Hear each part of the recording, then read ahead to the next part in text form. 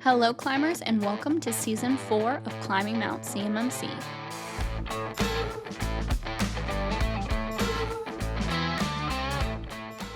Hello, climbers, and welcome back to another episode of Climbing Mount CMMC, the podcast. My name is Kaleigh Floyd, and this is Bobby Guerra, and today we are your host for the topic, what do we do when we get a not met? What do you do? Panic.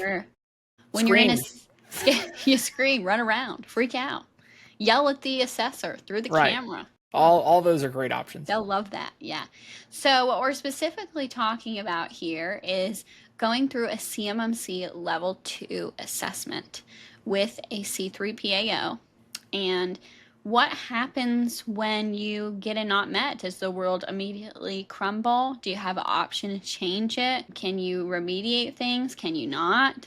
You know, what goes on here? There really is a lot of scariness because many of the companies, at least the organizations seeking certification that I talk to, are not familiar and are new to this C3PAO thing and what they even do. So I'm really glad that Bobby thought of this topic because I think many people need to understand the different opportunities and options. I've had it happen, with clients as well as with us, even when we went through our audits and you got it not met and you immediately start panicking. You're like, is this it? Is it done?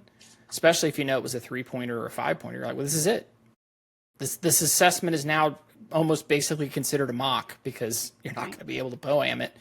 So, which we can cover that in more detail of why that fear might be popping into your head. But not all is lost. Yeah. And we'll talk about that. Yeah.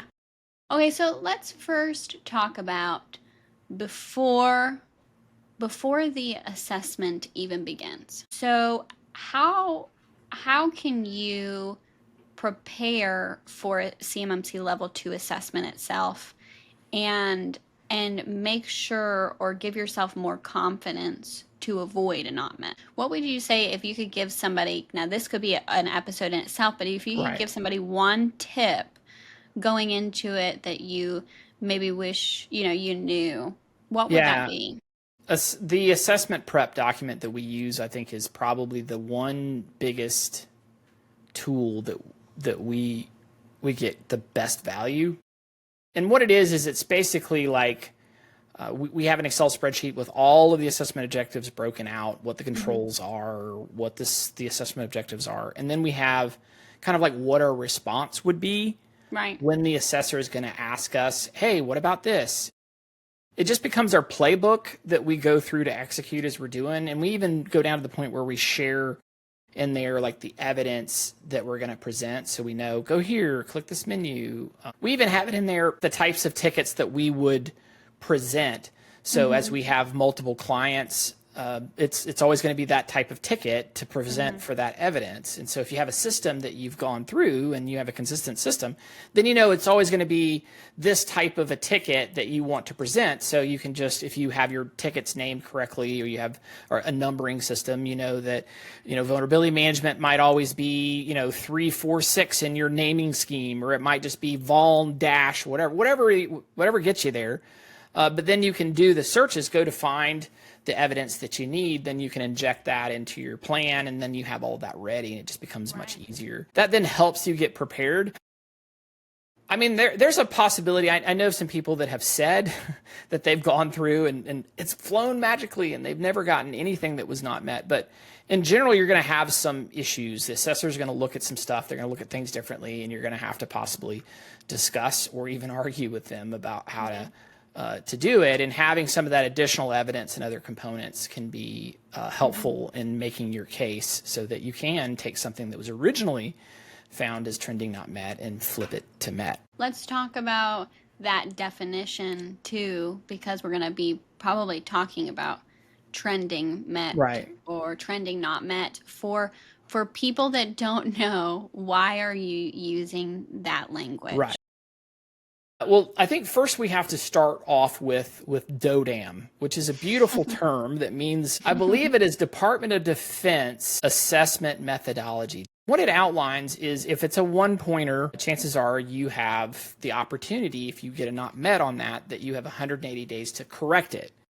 If it's a 3-pointer or a 5-pointer, in other words, they have assigned a value of 3 points to the actual control, it would be not on your assessment, and you would not be able to do a poem for those.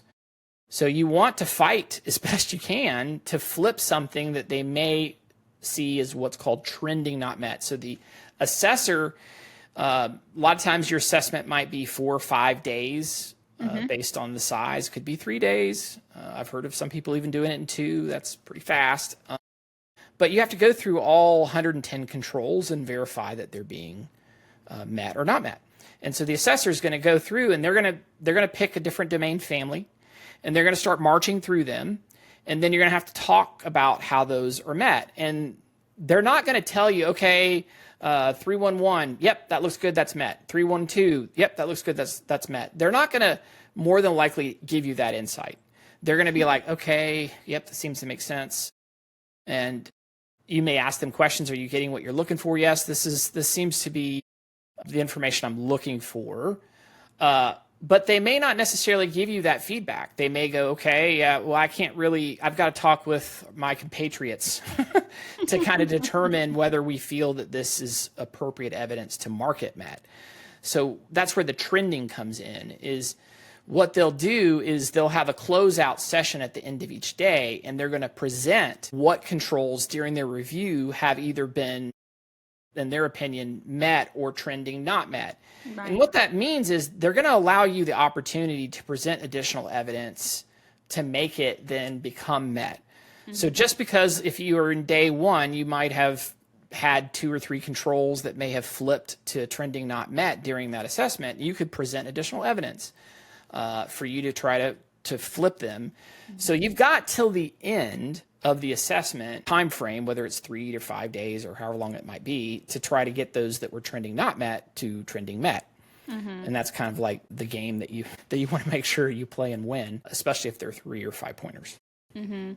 Now, when the assessor, shares with you, it looks like this is trending not met, are they also going to be like, and this is the reasons why? Or are you just going to get the words, this control is not met? Yeah, that's I do have the answer to this, but just for the people know the who answer to don't this know. too, but thank you for presenting it in an easier to answer question. But what they will do is tell you whether it is met or trending not met in those situations. And that's all they can give you. They can't tell you whether or not if you make this change, that will make them happy. They can go, yeah, that helps us understand better where you're coming from. They can't even do, that's warmer, like you were a kid or something. Yeah, they can't really consult you. They have to just make a ruling based on what it is. And that's why it's really important to understand the system and the environment and the controls really well, so that if there is something not met, a lot of times you can get a good feel of why it is, and they are obligated to have the explanation of why it wasn't met, the reasons behind it. So it could be separation of duties. We found that you had multiple accounts that did not allow for the appropriate application of separation of duties, that were all owned by one person, that was a super account.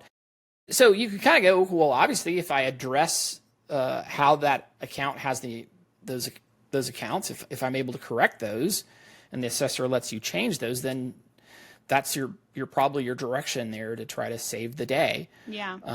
Is addressing those. If they said, we found that there was a mismatch in your policy, that in one policy you say that the lockout timer is 15 minutes, but in your procedure you have you implementing a lockout methodology of 30 minutes. Which is it? So that would be, okay, well, obviously, if I just go into policy and go through my process of doing a change to those policies, whatever that might be, and then I represent that to the assessor based on how they perceive changes being allowed to be made. And if they consider that more of a minor type adjustment, then you could flip that to met. Do you see what I'm saying? Yeah. So they can't tell you, but they'll give you reasons, and then you can kind of extrapolate from there. But if you're not really familiar with that game, it could be really challenging trying to figure out the right way to fix it. And even with our experience, we've had situations where assessors have had things that they've gotten really wrapped around the axle on, and you're like, okay, well, this is how I'm going to address that control and mark it met. But then they had some other thoughts about how that might have other implications. So then you have to address their concerns around those things. And so it can be pretty challenging. Yeah. So let's talk about, you said something really interesting, which is like a minor change.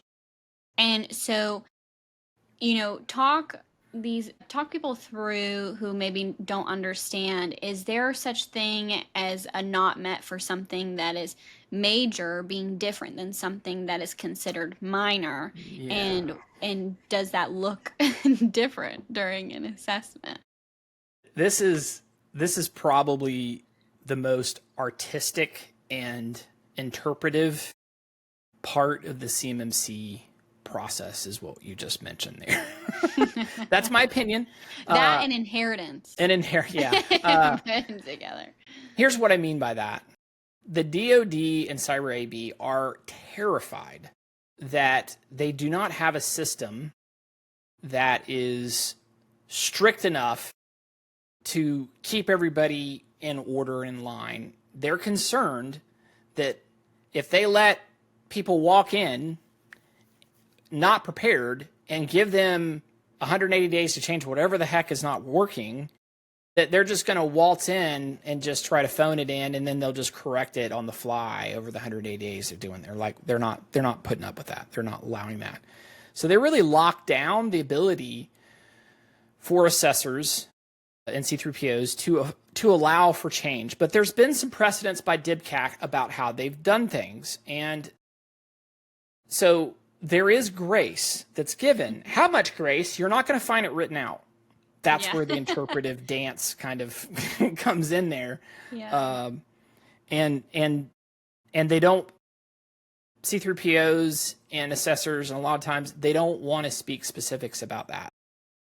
The reason why is because it's so interpretive, you could really get called out on the carpet if you're too liberal or too conservative around it, right? Yeah. So, but let's talk about where we feel the general mean of what we've seen in various assessors and various C3PAOs that we've talked with, and we have some conversations too. So what you're talking about is a minor change.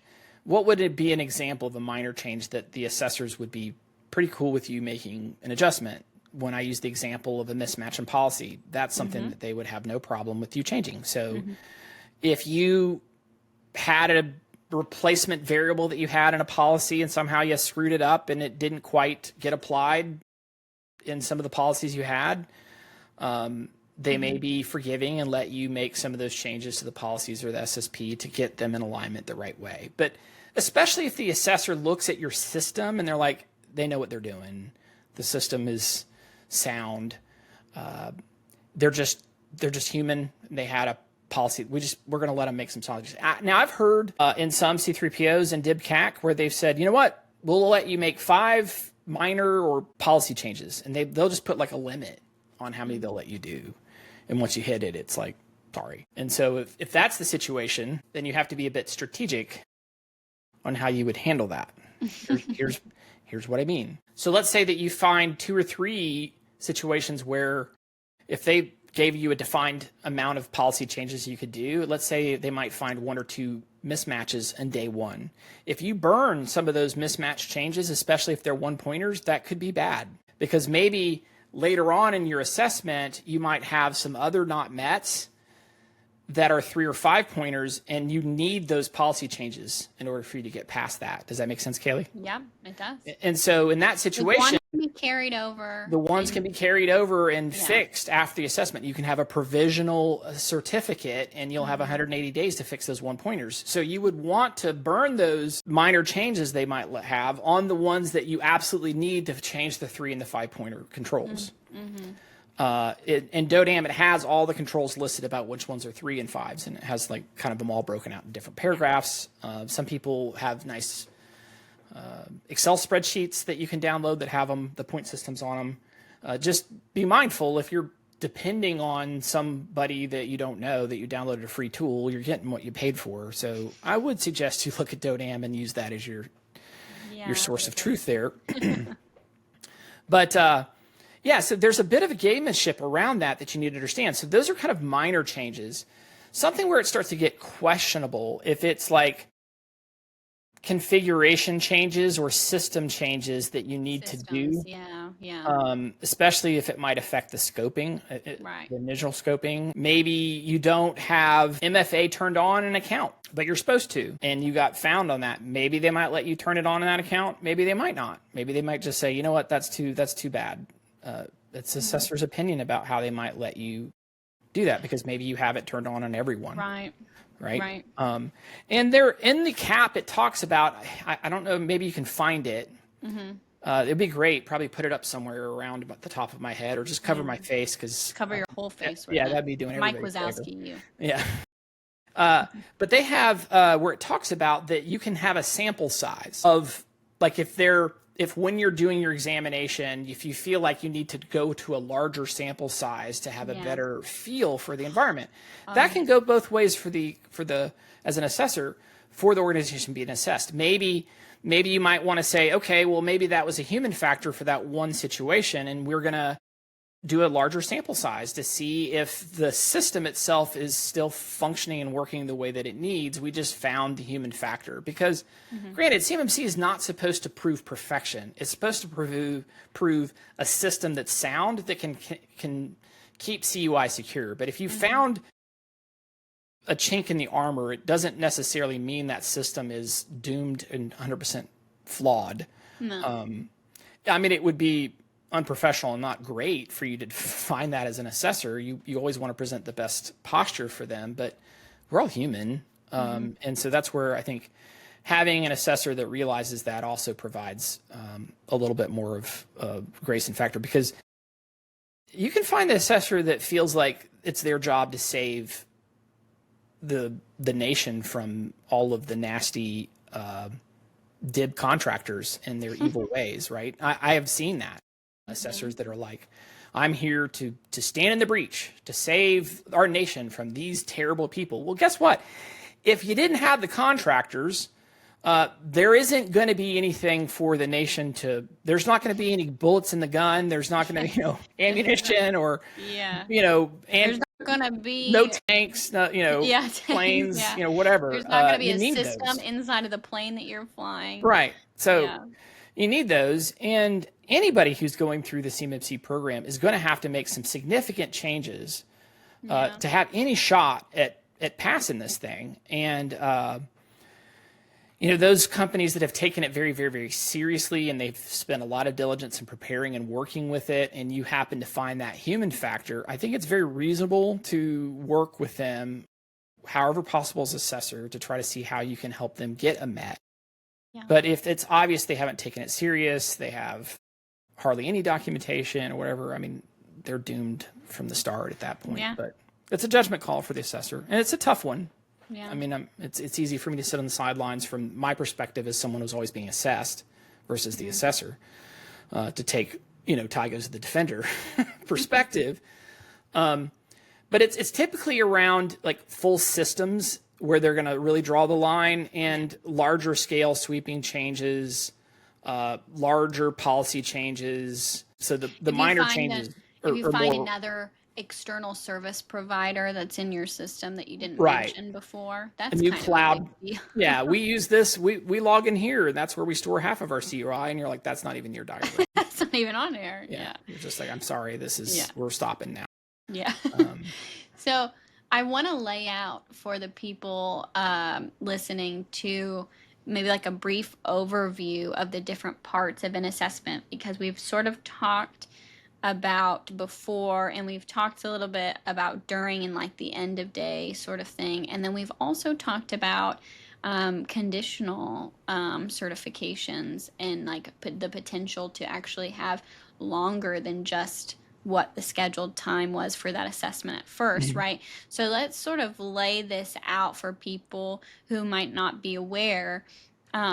So when you go to schedule your assessment, the first thing you're not going to talk with the assessor about is going to be like the evidence gathering, right? And the showing my screen. There's actually a phase 1 before that phase 2. Right. So could you describe to somebody just very quickly, what the difference is between going into that phase 1 of an assessment for CMMC level 2 versus going into phase 2?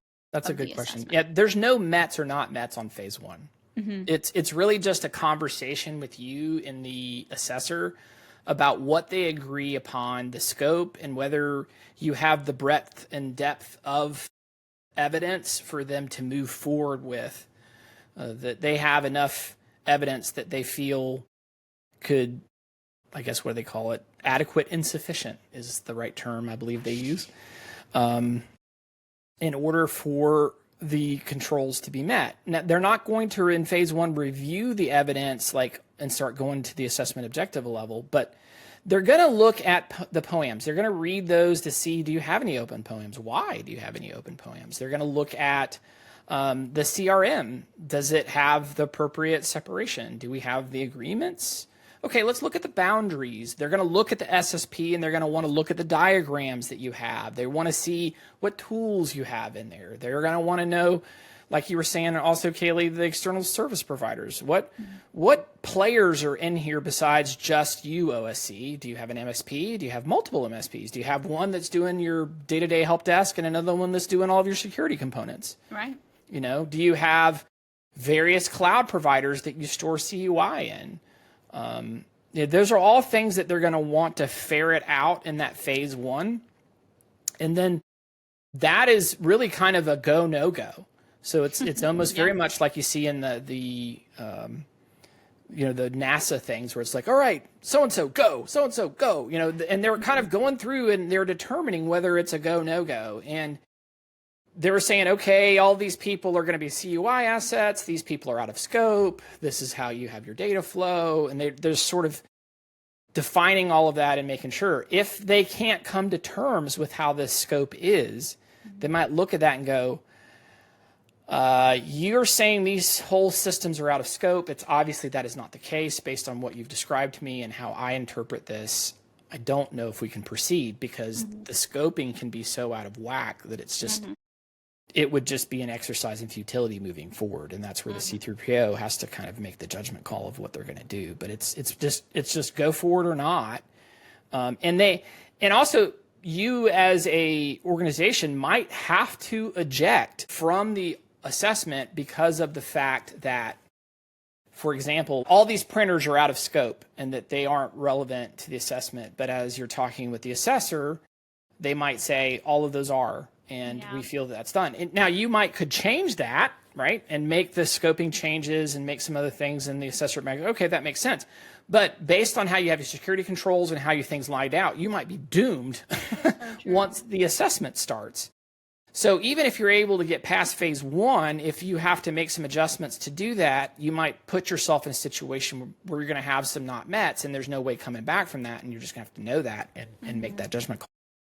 Yeah, and I think that this also, I love how you say go, no go at the beginning, and multiple people that I've talked to, like assessors, call this like a false start, where like you think you're ready, but then you really don't even get into the meat and potatoes of it. And so that is like a go, no go situation. Then you've got the phase two, which is like what you were describing before as trending met, trending not met. Each day you get to gather evidence. You can present new evidence if you feel that could help with something trending not met. And like Bobby said, they might not say immediately when you show them the evidence, amazing, this is now a met. Well, I'll put assessors in sort of three different buckets. I might get torched about this, but this is I can't wait. Write this down, Malia, and see if we get torched. There is the assessor that you are guilty and proven innocent. In other words, they sort of look at the arbiter of truth and protection for the nation, and they are there to kind of protect them from everyone else.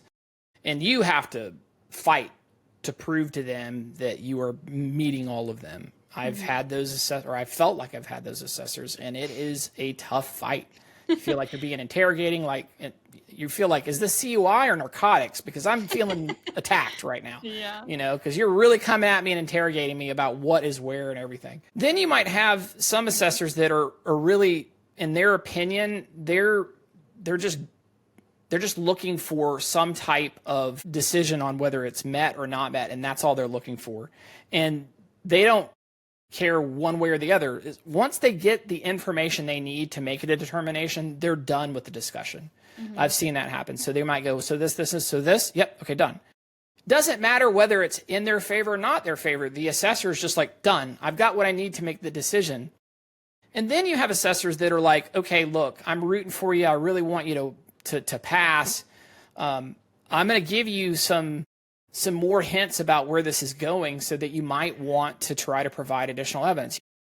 If I know that a control is trending not met, I don't necessarily as an assessor have to tell you right then, but I can say, well, do you have some additional evidence that might help me try to square the circles? There's some more things that you can provide. Even though you feel like you have the information there for a not met, you could continue to expand your search in hopes that the client might be able to turn things around. Because remember, the C3PAO got paid by this organization to be assessed. So, I mean, like, I feel like you would be doing them a disservice if you're just like really not even caring and providing any value to help them, at least if there is a reason for them to get a met, root for them to do that. And that's where I kind of feel like they fall in different categories. I've seen assessors that have been like, you know what, we're not reevaluating any evidence until the end of the assessment.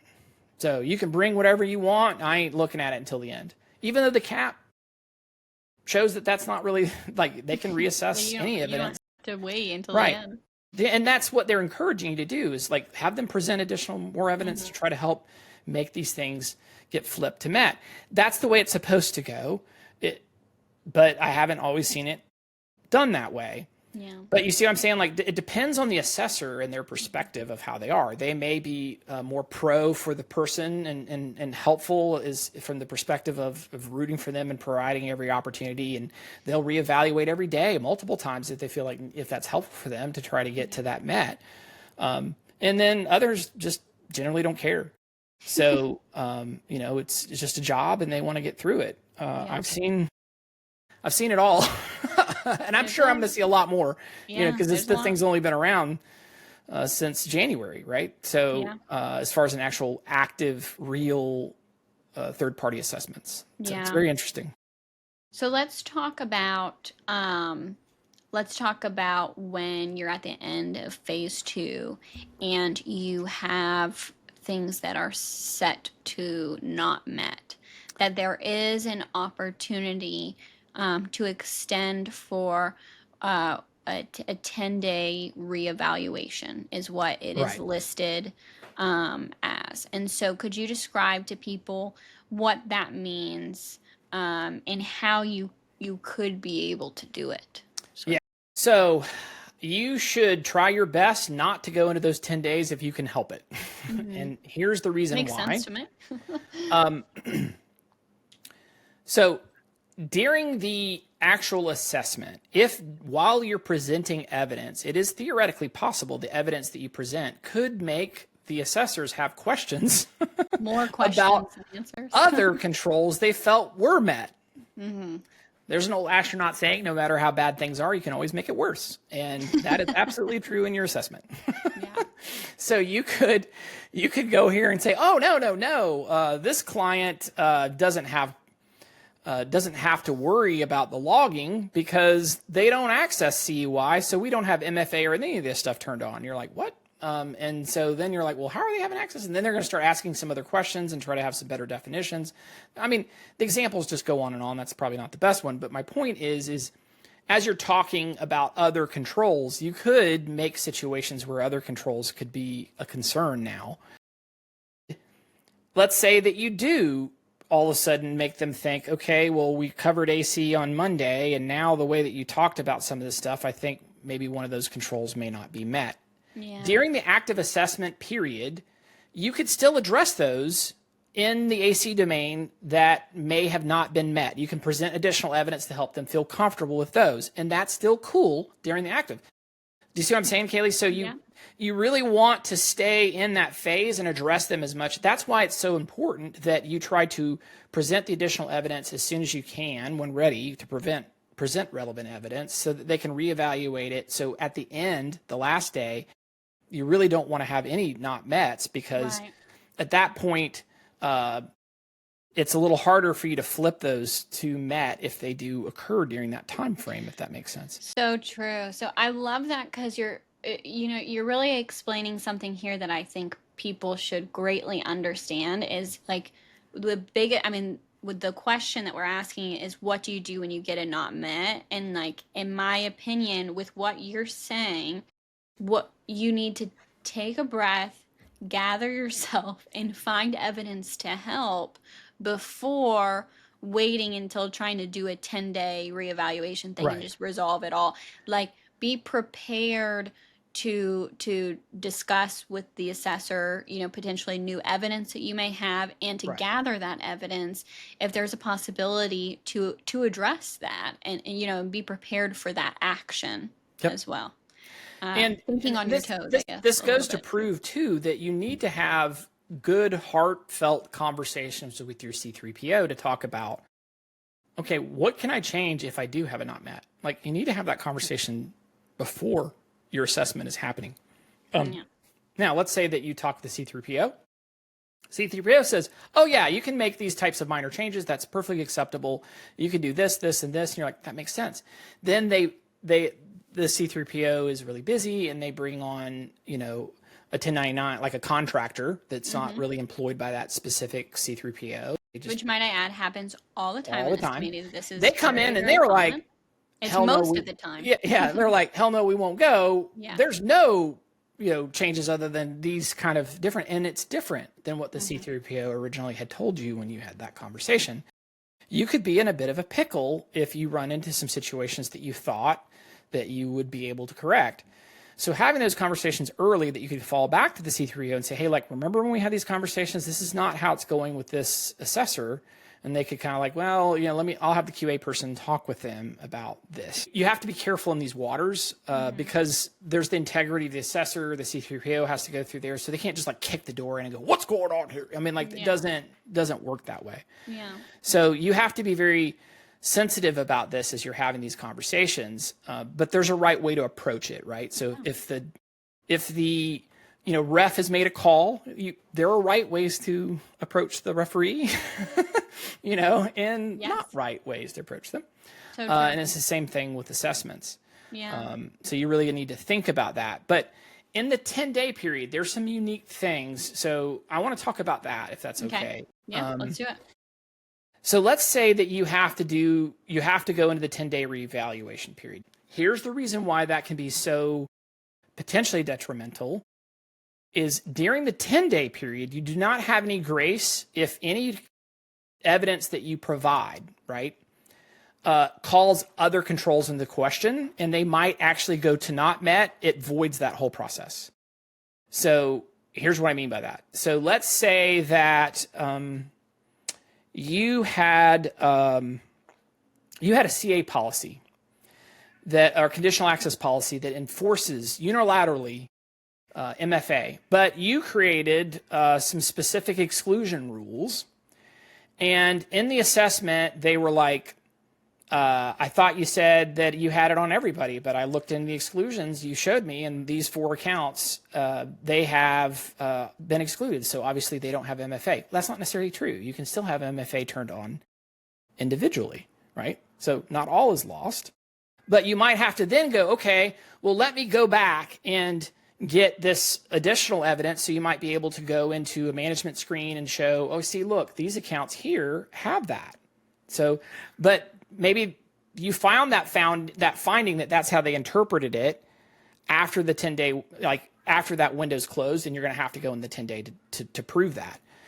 So in that situation, you can provide additional evidence to say, look, here it is. All these accounts have MFA on here. We're good, right? And then they're like, yeah, makes perfect sense. But then you might start talking about in that process, how you don't set passwords, right? Let's just say because of MFA's enabled, and they're like, see a weird account on there that they like. Right. Yeah. Or you could say, we've got a service account that we use this for printing, and we don't and we don't have passwords on it or something along those lines, and that calls other controls into question. And they're like, well, based on what you just told us, like that would make something else not met. Yeah. In that situation, we can't get any new evidence that would call into question. If it does call into the question of other controls being met, we can't reevaluate those. So in that 10-day period, it's really supposed to be a targeted focus on just the things you don't have met. And that's where you're supposed to do it. If all of a sudden other things start calling into question, those start to flip not met, the whole thing crumbles, and then you're not going to be able to get out of it. And so that's why if you can do it in the active assessment, you still have some latitude there. It's not great that that's happening, but you can still work through it, if that makes sense. So it's a significant, it's not very obvious. Kind of a double-edged sword if you're not prepared for a discussion like that. Yeah, so in that 10-day period, you have to be super careful. Always, whenever you're presenting new evidence, you have to always look at it like, is this new evidence I'm presenting calling anything potentially into question? You have to be really careful.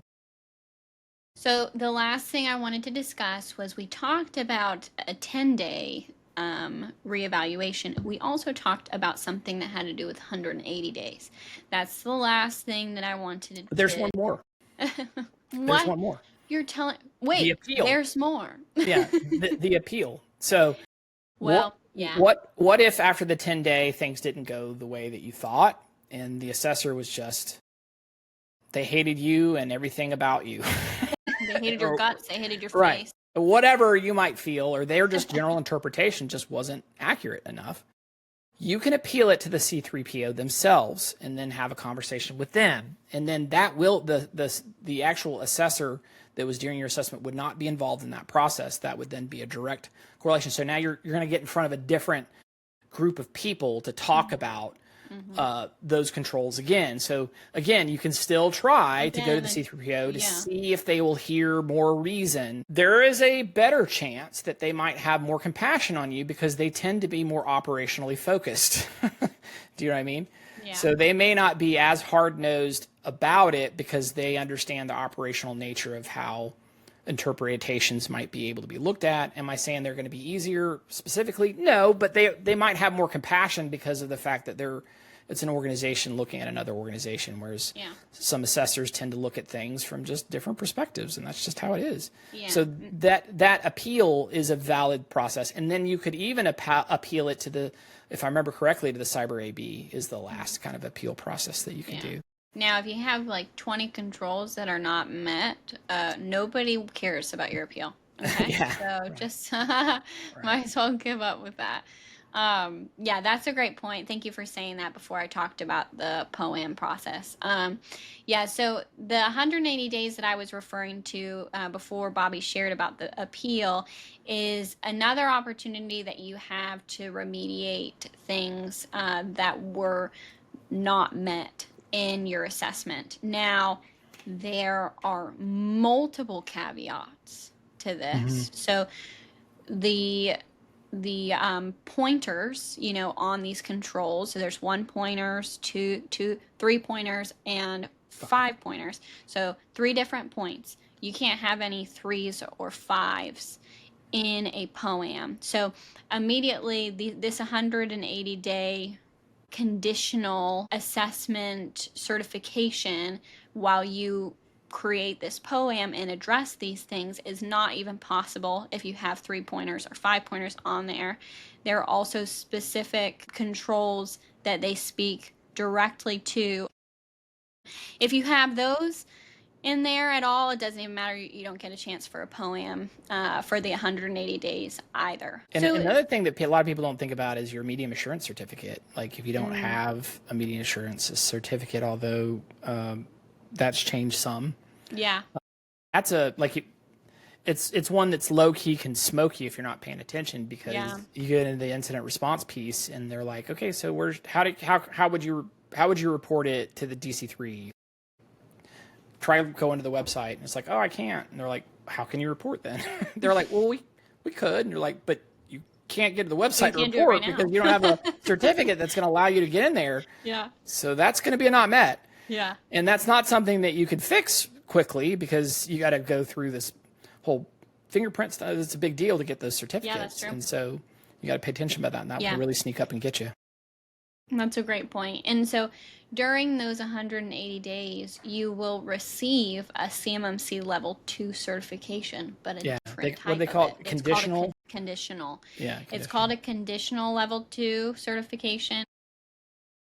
And when you really get one, it's called a final CMMC Level 2 certification. And so you're going to get that conditional one, but they will happily take it away from you if after that 180 days is up, they'll review the things in your poem and they have not been closed out. So if those things have not been closed out, it will be removed from you, and you won't have any type of certification. And here's something that's a little 2. more sinister. A lot of times people don't think about. Okay, let's worst case scenario. This is terrible if this happened. Let's say that you had a couple one pointers, and you happen to be lucky enough that you had some not mets that they were able to give you your conditional CMMC certificate, right? So you get that, and you go in your 180 days, and then you win one or two bids, right? That you used the CMMC UID, right, to get that. You put that in there, but then during your provisional assessment, your provisional certificate, as it comes up for you to prove it, and you don't, and they take it away from you, you have bids now. Yeah. That you're in the process of dealing that will go into, they call it some term they have, contract. Basically, they reconcile the problem. And they're going to do what they need to do, probably boot you out. And there may be some type of situation where they paid you. And I'm not even sure how that's going to get addressed financially. And whether or not there might be some other legal challenges you have to deal with. And so you have to be really careful if you get your provisional certificate and you start winning bids. You better darn well pass. Yeah. Because you got a real problem if you don't. Well, because, even in the final 48 CFR ruling that was just recently published, and it's going to be in effect in November 10th, it shares in that when your CMMC UID changes, so when there's an adjustment of that, which it would change if it's going from conditional to final, you have to update your officer on that. It's a requirement. So you would also be breaking that. So I don't want to be, I don't even want to know what would happen if they caught that you broke that in the middle of a contract or during. I'm not going to throw their heads back and laugh. Yeah. This brings into a thought. This is just logical, Kaleigh, thinking of thinking about some subcontractors. If you come to a prime contractor with a CMMC UID, which, by the way, all of their subs, a prime has to gather all of their subs that are working on that contract CMMC UID, so they're going to ask for yours. When you give it to them, and let's say you are conditional, I'm curious if that prime is going to be smart enough to understand that that's not very good, or it is, because do they want to risk it on you, because you could screw their whole contract. So even thinking about if you came to a prime with a conditional CMMC Level 2, I don't even know if they'd accept you if they knew what that meant. That's a good point. Yeah. Yeah. That's just spitballing, though, just thinking about that potentially happening in the future. So you have to accept. That's a good point. I didn't think about that. So, and I did want to mention too, and emphasize this, that January was when CMMC Level 2 assessments could really truly begin. And I feel like this is important to note because many contractors that I talk to on a regular basis, they ask me, which is totally understandable, they ask us, how many, is it about 100, 150? How many people have you passed with CMMC Level 2? And I think to myself, I don't think you know how many have even passed in the United States. We haven't passed 150. I saw a message from Summit 7. They just announced on LinkedIn today that they passed their 50th contractor through. And they are huge. They are ginormous compared to many of us MSPs, and they are greatly prepared for this. They've been preparing for this type of stuff for a really long time. So I say all that to say, if you're working with a smaller MSP that knows of CMMC and can get you through, okay, and you ask them how many assessments have they taken their clients through, and they say anything more than 10. If they say anything more than 10 and I've never heard of them, you reach out to me and tell me. If the MSP that you talk to, I'm calling bullcrap on that. Because I feel like we forget, and the contractors are not aware of, like, we're still all doing this thing. This is all of our first years. Do you know what I mean? Doing this. But like for us, like we did a different challenge. We handled this challenge differently. We didn't start trying to bring on a whole bunch of clients as we figured this out. We were like, we need to go ahead and build a system that before we can start onboarding new clients. So we didn't really start onboarding CMMC clients until after we passed our mock assessment and our design and architecture and flow. Mm-hmm. Even though we'd been in it for years, like we were like going through the design and how we try to do it because we wanted to kind of ramp it up, which is just different than most people try to approach it. Yeah. And so because of that, like we started getting our CMMC based clients after we were ready, like last year. Mm-hmm. So all of our clients that were moving through, we just had one pass, yippee.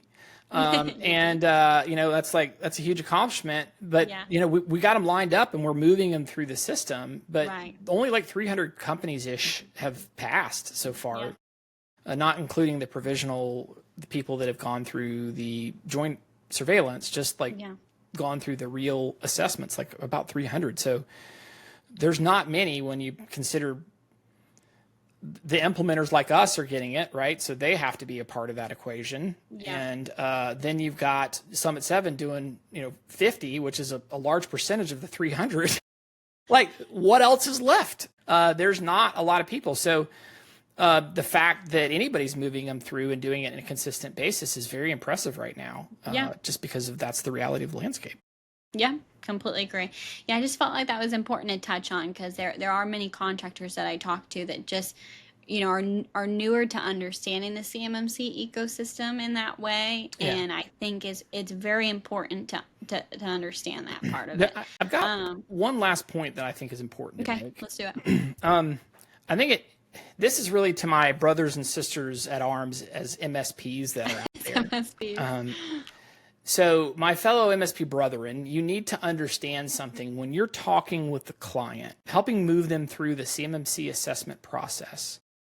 Try to find a reputable financial advisor and say, I need you to guarantee me that all of my investments are going to have a 15% return. You won't find a reasonable one that'll do that because that's not ethical and it's not reasonable, and you can't guarantee that because the market is always changing and there's no guarantees. And it's the same way when you're doing CMMC assessments. You might get an assessor that is possessed by the devil, and there's not a whole lot. It doesn't matter how prepared you're going to be about some of it. And it could be that the client might mess things up, and they said they were ready, and they didn't really exactly realize what ready meant. You're like, hey, you guys have the background checks, right? Yep, got them. They're in the folder. Yep. And then the assessor's like, show it to me. And they're like, well, I can't show it to you. And you're like, and then they all of a sudden start sharing stuff that they hadn't even told you in the first place. And you're like, we talked about this. How's this news to me at the same time? You just don't really ever know. So you can't guarantee to the client that they're going to pass. That would be very foolish, unwise, and I would never do business with anyone that did guarantee it because that shows their infancy as far as in how they're thinking about this process. Yeah. So the reality is you need to be prepared to have a conversation and have had conversations with your clients, explaining to them what it would be like if they don't get METs and what would happen if they failed. Because you can't just go in and say, well, we're not going to pretend that's an option, so we're not going to talk about that. You've got to understand what that reality might look like and start having that conversation before it might actually happen. And then, also preparing them if they go into the assessment and they, in the middle of it, get a not met, help them understand that all is not lost. There's a process around this. We can work through it so that they're not panicking at the very end of the day thinking that, this is it. We're done. Day one, we've got 2 not mets and this is it. We're screwed. Yeah. That doesn't necessarily mean the case. So I think just having those conversations early on with your clients and preparing them and making sure that that just shows maturity that you've been through this process and you really get it. If that makes sense. Absolutely. Yeah. Couldn't have said it better myself. I've had somebody literally ask me in a meeting, like a contractor, a subcontractor asked me in a meeting, could you promise me like a CMMC level 2 certification? And I said, nope. And if you talk to somebody that said yep, that should be very helpful for you to vet them out of their so and if it was a C3PAO that said yep, that's another story, and you need to report them about that. So yeah, that's a great point, Bobby. Thank you for sharing that. Well, guys, again, we are still in the first year of these assessments truly happening. And so I want to hear if you guys have any other pointers or thoughts or questions, anything about it. I would love for you to share in the comments below. If you're on Spotify, you can share a comment on there. On YouTube, you can share a comment on there. Find us on LinkedIn as well. Our links, the links will be in the description below. You can ask us questions on there. As you can tell with this podcast documenting our whole journey, we're a pretty open book. So we normally can share a good bit. And so, yeah, just let us know if you have any questions or ideas or another episode that you would like us to record. And yeah, we're excited to continue this journey on with you guys. If you're going to CS5 on October 16th and 17th, 2025, please say hello to us there. Yes. We're going to have a new shirt. Yeah, we will have a new shirt. This was your shirt. It is. But guess what, guys? I'll have some of those still. So there is a chance that you could still get some of those and Climbing Mount CMMC shirts. Yeah, for free. Totally free. Just come and ask for it. I'll be waddling around, most likely sitting, because I am pregnant. So yeah, find me and I will give you over some shirts. Thank you guys again for listening in. Tune in next Thursday for another episode. But until then, guys, keep on climbing. See ya. Make sure to follow us on LinkedIn and YouTube to stay up to date on the latest CMMC news. We hope you guys enjoyed today's episode and listen out for the next one. But until then, keep on climbing.